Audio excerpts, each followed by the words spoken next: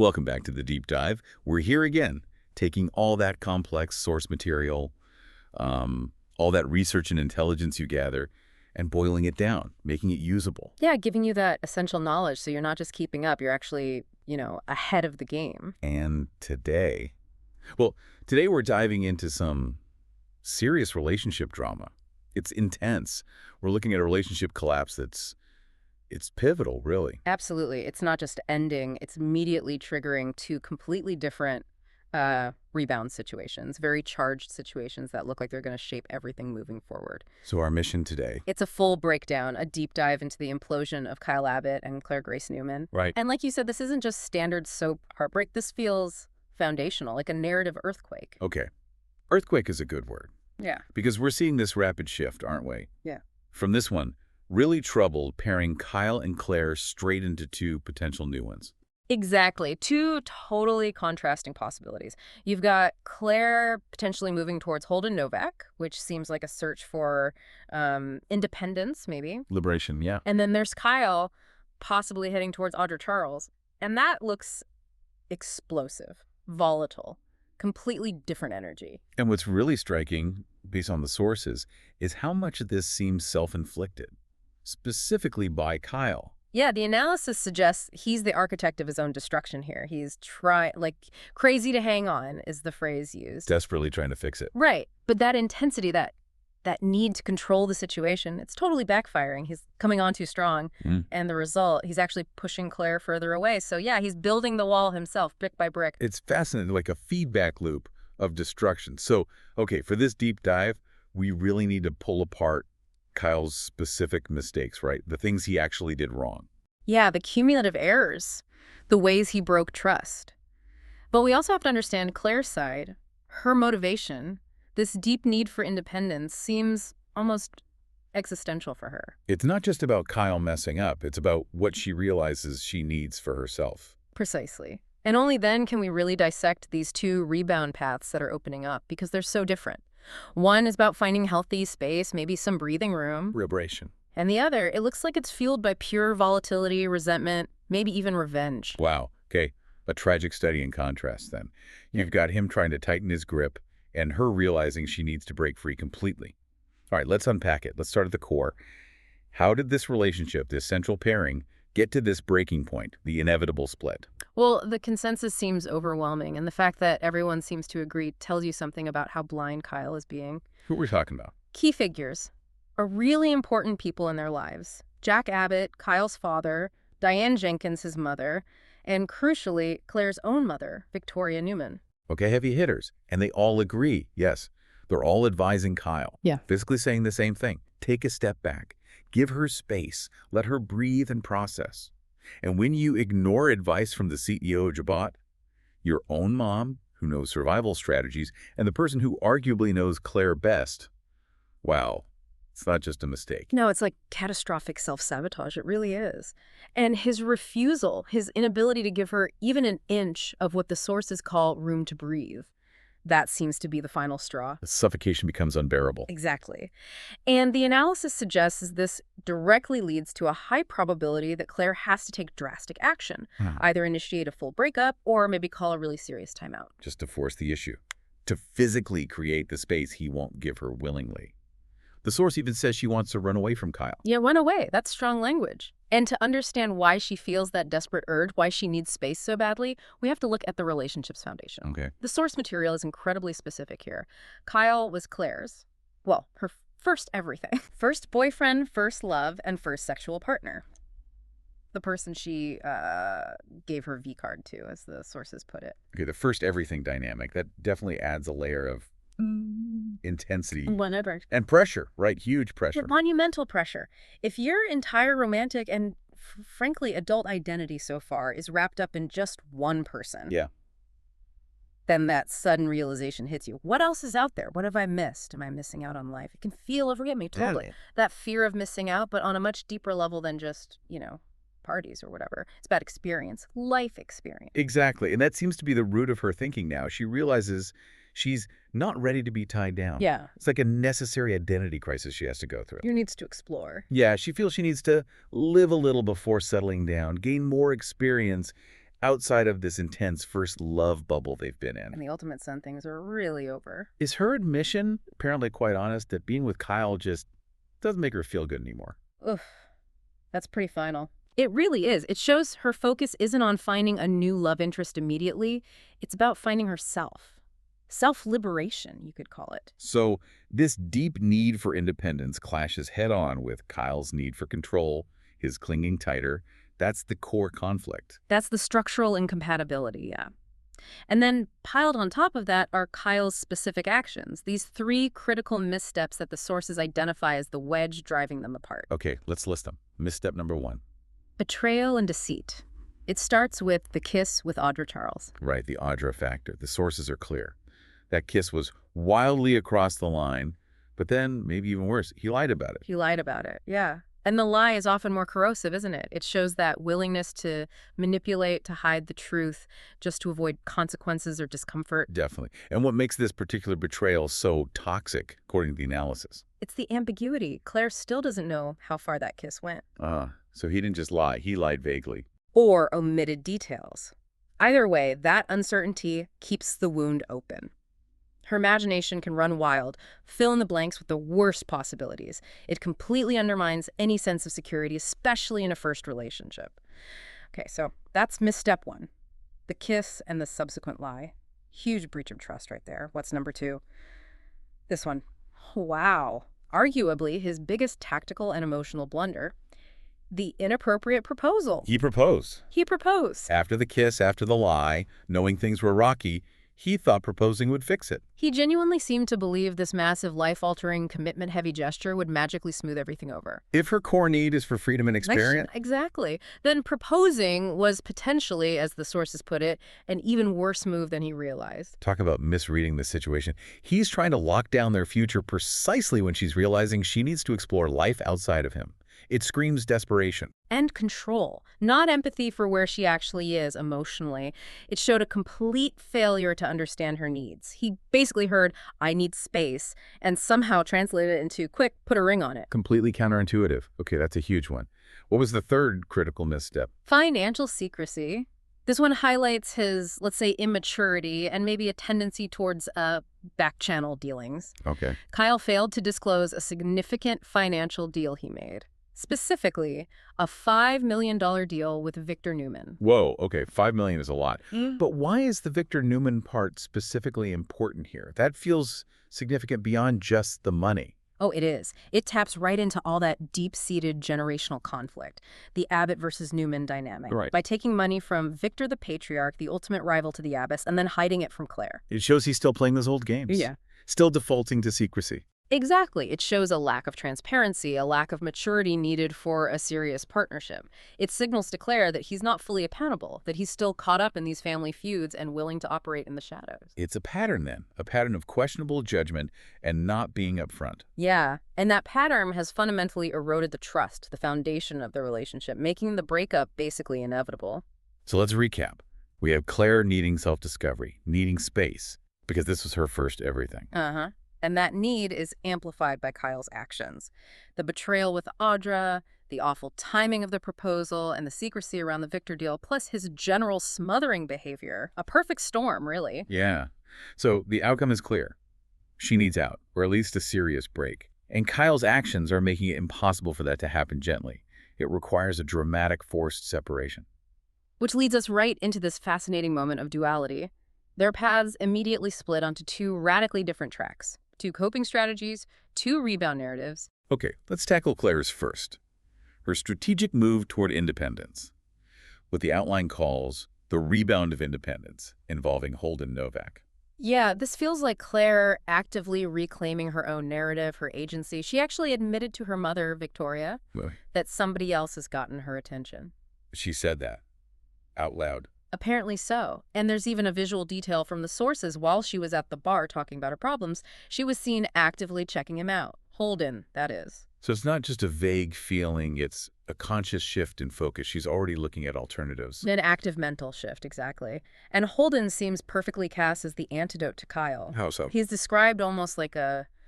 Well, the source uses the term smitten kitten. Chuckles lightly. Yeah. Meaning he's obviously smitten with her, crazy about Claire, but in a gentle way, presumably. He represents the emotional balm she needs. Supportive, non-threatening. The anti-Kyle. Precisely. Strategically positioned as the anti-Kyle. Remember, Claire needs casual, needs experience, wants to avoid being tied down. Right. No more pressure. And the expectation is Holden will completely respect that. He'll accept her terms. The sources paint a picture of him being happy with a non-committal arrangement. Like, whatever you say, sweetheart, as long as you're seeing me, I'm happy. Wow. That's incredibly accommodating, especially compared to Kyle's proposal. It's exactly what Kyle can't or won't provide. Kyle brings commitment, pressure, intensity. Holden offers acceptance, patience, understanding. He gives her the support. He's more than happy to wipe away Claire's tears, but without the crushing weight of expectations or the secrecy. Yeah, he represents that freedom, that casualness she missed out on by having her first everything be so serious so quickly. And this isn't just an emotional escape route, is it? Yeah. There's a potential physical escape, too. Yes, and this is a key strategic element. This casual setup is geographically portable. Holden apparently already invited Claire to join him in L.A. Okay, L.A., that's significant distance. Huge distance. Now, she initially declined the offer, but here's a fascinating psychological detail the sources noted. She was actually slightly disappointed he didn't push harder. Ah, interesting. So she wants the option validated, she wants to feel wanted, but she doesn't want the pressure Kyle applies. She needs to make the choice herself. Exactly. She wants the validation, not the coercion. So the prediction is, if Kyle keeps suffocating her, if he refuses to give her that space, she might just pack her bags. She might follow Holden to L.A., maybe even as a surprise move, a major turning point. That L.A. move would be incredibly symbolic, wouldn't it? Not just running from Kyle, but running towards independence. A fresh start. A complete cross-country reset. Using physical distance to guarantee the space and freedom she needs. It's the ultimate declaration that she's prioritizing herself over Kyle's need for control, away from all the Genoa City drama. And there's another layer here, isn't there? A strategic benefit with Holden related to Audra. Yes, an unexpected alignment. Holden apparently seems to hate Audra right now. Okay. Why? Does matter why. The why isn't fully detailed, but the effect is what's important. His focus is ensuring Audra stays far away from Claire. So Holden becomes an unintentional bodyguard almost, protecting Claire from the inevitable fallout involving Audra. It provides this unexpected layer of protection. Yeah, like he anticipates the social storm that's coming. Holden offers stability, maybe a buffer against the chaos Audra tends to represent. So Claire's path. Casual dating, emotional support, respected boundaries, potential escape route, and protection from Audra sounds like a pretty solid plan for liberation, even if temporary. It looks fundamentally healthy, focused on her needs. Okay. But now we have to completely switch gears. Let's look at Kyle's rebound strategy. Because this isn't quiet acceptance. This sounds like sheer destructive energy. Yeah, welcome to what the sources are calling the hate mints. The hate mints. Okay, I like it. Kyle's predicted next move is towards Audra Charles. And this isn't framed as romance, it's framed as volatility, high heat, driven by mutual anger, revenge, resentment, but also maybe some submerged passion under all that. It's the classic enemies to lovers trope, but starting hard on the enemy's part. Very hard. This isn't dating. It's like confrontation is foreplay. We saw a glimpse of this already, right? That incident at the jazz lounge. Exactly. The sources detail that fiery encounter. Kyle and Audra just spitting fire at each other. Spitting insults. Oh, yeah. Getting a little loud, apparently, making a public scene. So much so that Sally Spectra actually had to step in and try to calm them down. Wow. When Sally Spectra is the voice of reason trying to break up your fight, you know it's intense. And that public hostility, that heat, that's the signal. The sources are very explicit. The argument had so much heat, it immediately screamed romantic potential. It's that soap opera logic, isn't it? Argue that intensely. It can always lead to the bedroom. They're channeling all that negative energy, maybe because vulnerability is too hard, anger is easier. Okay, but let's dig into the why here. Why would they choose this? It sounds incredibly risky, emotionally volatile, just messy. Well, the driving forces seem to be control and pride, especially for Kyle. Think about his emotional state. After Claire inevitably breaks things off or calls that time out, he's going to be very upset. His pride will be absolutely shattered because he lost control of the relationship. He failed. He failed. And that turmoil, that wounded pride, needs an outlet. It's likely to drive him to lash out, to confront someone. And who better than Audra?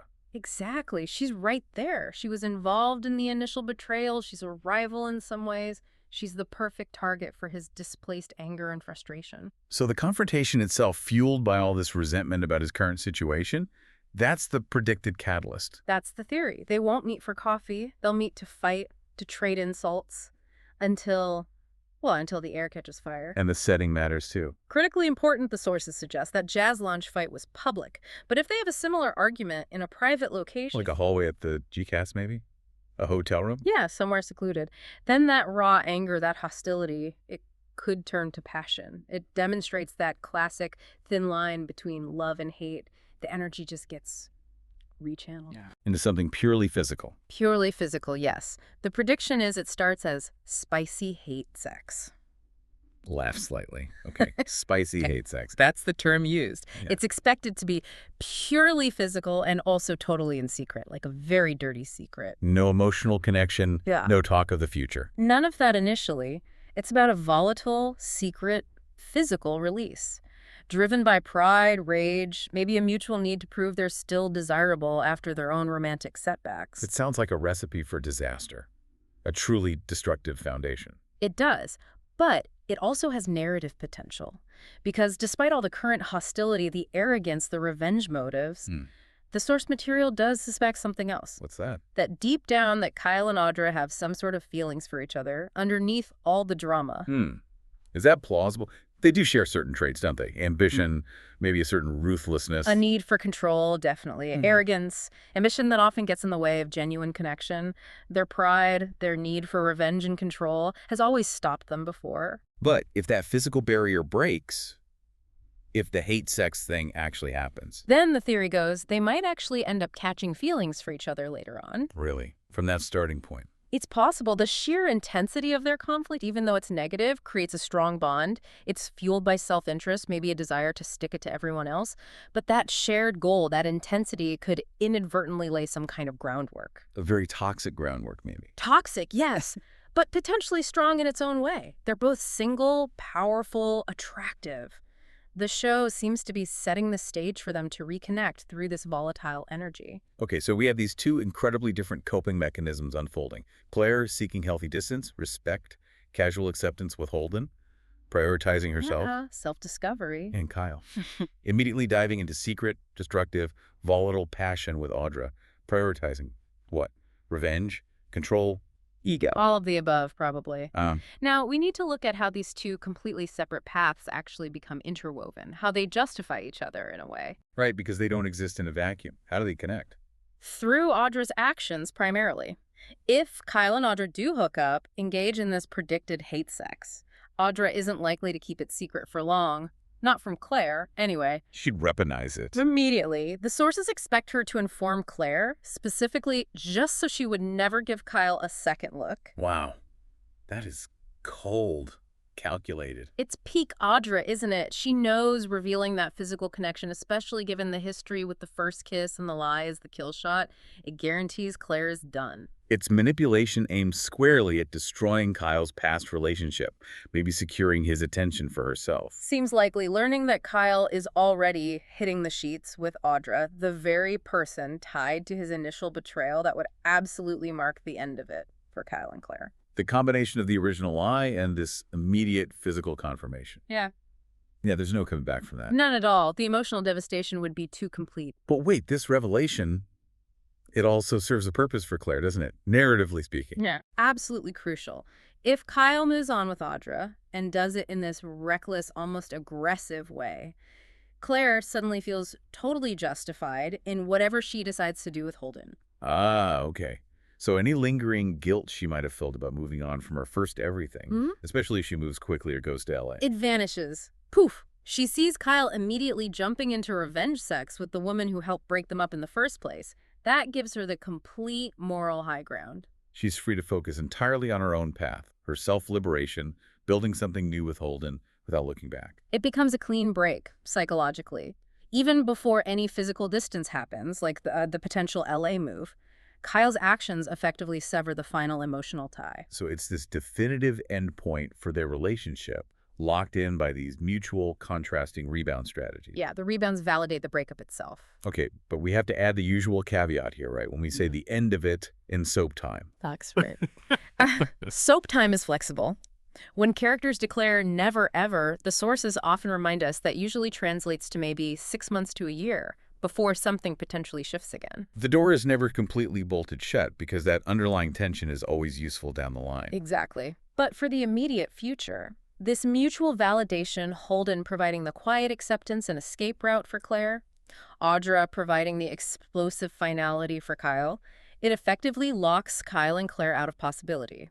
The core conflict has fully shifted From one troubled couple. to two newly emerging, highly charged potential pairings. Okay, so we've traced this whole arc. We went from Kyle's suffocating affection, his pattern of lies and control, his self-sabotage, really, to these two completely distinct paths forward. Claire seeking liberation, needing respected boundaries, finding casual experience perhaps with Holden, the smitten kitten, even eyeing an escape to L.A. for that crucial distance. While Kyle, he's diving headfirst into the fire, a secret, physical, highly volatile hate-mince with Audra. Driven by resentment, wounded pride, needing that immediate hit of control and maybe passion. Yeah, and this sets up a whole new dynamic, doesn't it? Holden acting as Claire's protector, her security blanket, maybe? And Audra acting as the chaos agent, the disruptive force making sure Kyle and Claire stay firmly in the past. It really is a powerful dual rebound story. Stability and personal growth versus destructive, high-intensity escapism. And the whole immediate future of the narrative seems to hang on which of these paths creates the most significant long-term consequences. So let's think about that Kylo-Audra dynamic again for our final thought. The hate-mince. Okay. The sources emphasize it's driven by pride, arrogance, the need for revenge, the need for control. That's the fuel. Yeah, not exactly healthy relationship goals, no. So here's the question for you, the listener, to chew on. Considering that foundation purely hate sex, retribution, ego, is that kind of relationship doomed to just burn out fast? A quick, spectacular flame out followed by more bitterness? Or could that sheer intensity, that shared drive for power, and maybe shared disdain for everyone else, could that actually forge a surprisingly strong, albeit incredibly toxic, long-term bond? Because maybe, just maybe, they recognize something core in each other, that ambition, that self-interest that they secretly value above all else. Is the toxicity the glue or the poison? Exactly. Could the hate actually become something else, something lasting? It's definitely something to mull over as these two very different relationships start taking shape and driving the drama in Genoa City.